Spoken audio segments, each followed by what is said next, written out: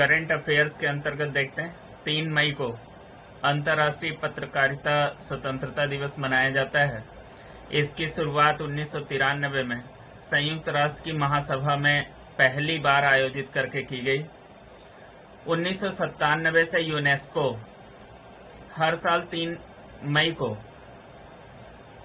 Press स्वतंत्रता दिवस के अवसर पर गिलेर्मो कानो वर्ल्ड फ्रीडम प्राइज देता है।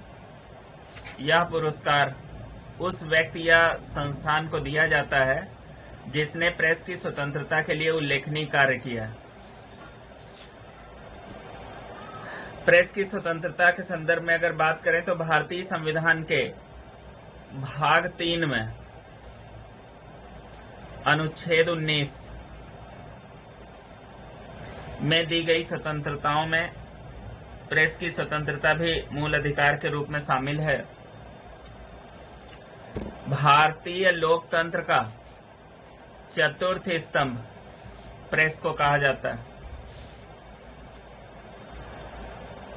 आगे देखते हैं सुरेश एन पटेल, इन्हें केंद्रीय सतर्कता आयोग में सतर्कता आयुक्त नियुक्त किया गया है। इसकी शपथ ली है इन्होंने।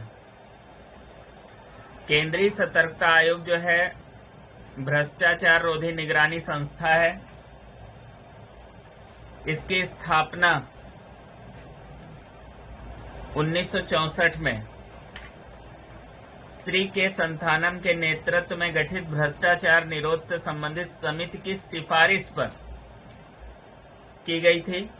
कब? तो 1964 में। किस समिति की सिफारिश पर?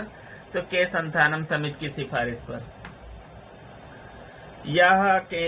अगर हम देखें तो केंद्रीय सतर्कता आयोग को सतर्कता संबंधी सर्वोच्च संस्था माना जाता है।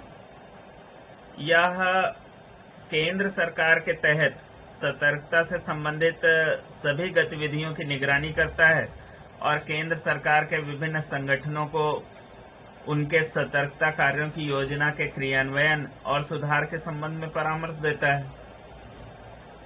केंद्रीय सतर्कता आयोग में केंद्रीय सतर्कता आयुक्त और सतर्कता आयुक्तों की नियुक्ति, जो अन्य सतर्कता आयुक्त होते हैं उनकी नियुक्ति के संदर्भ में अगर बात करें तो इनकी नियुक्ति राष्ट्रपति के हस्ताक्षर और मुहर से होती है और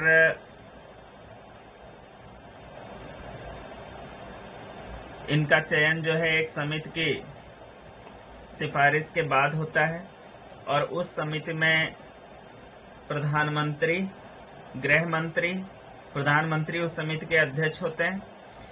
एक समिति होती है जिसमें अध्यक्ष प्रधानमंत्री और सदस्य के रूप में गृह मंत्री और लोकसभा के विपक्ष के नेता होते हैं।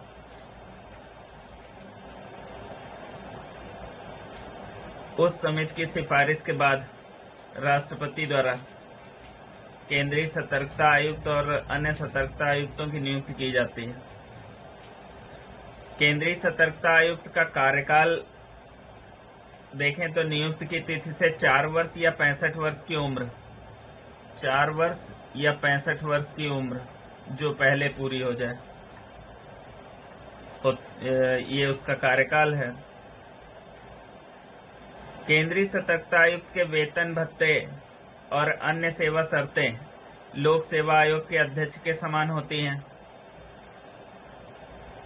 केंद्रीय सतर्कता आयुक्त का कार्यकाल समाप्त होने के बाद वह दोबारा आयोग की नियुक्ति के लिए अपात्र होता है।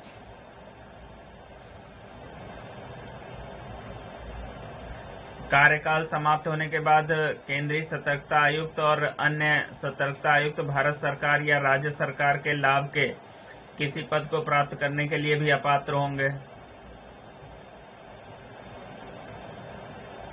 अभी आपने देखा कि केंद्रीय सतर्कता आयुक्त जैसे संघ लोक सेवा आयोग के अध्यक्ष के स्तर का है और अन्य सतर्कता आयुक्त संघ लोक सेवा आयोग के अन्य सदस्यों के स्तर के हैं।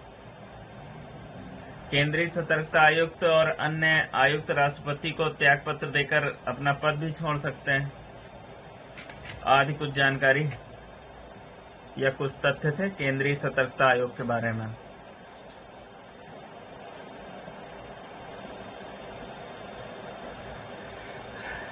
रेमडेसिविर एक दवा है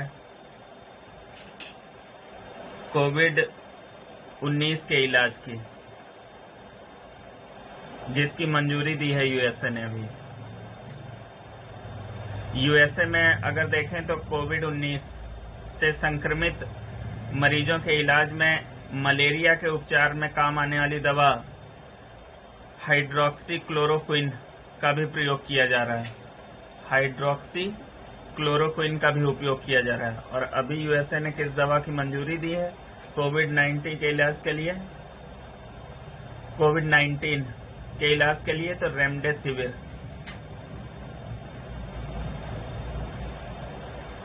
प्रकृति क्या है?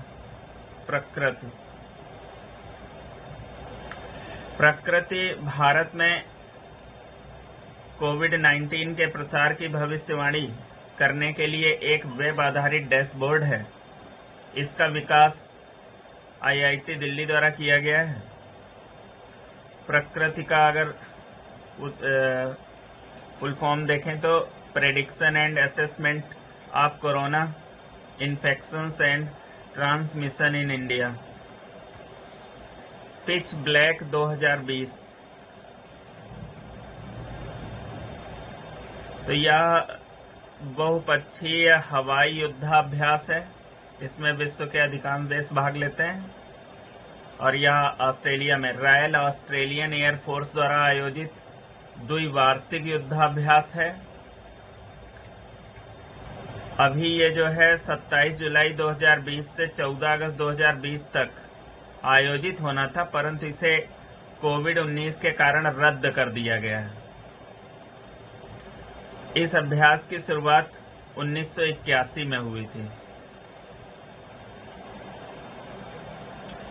सीकेपी सहकारी बैंक, आपको पता है कि भारत का जो संगठित मुद्रा बाजार है उसका विनियामक आरबीआई है।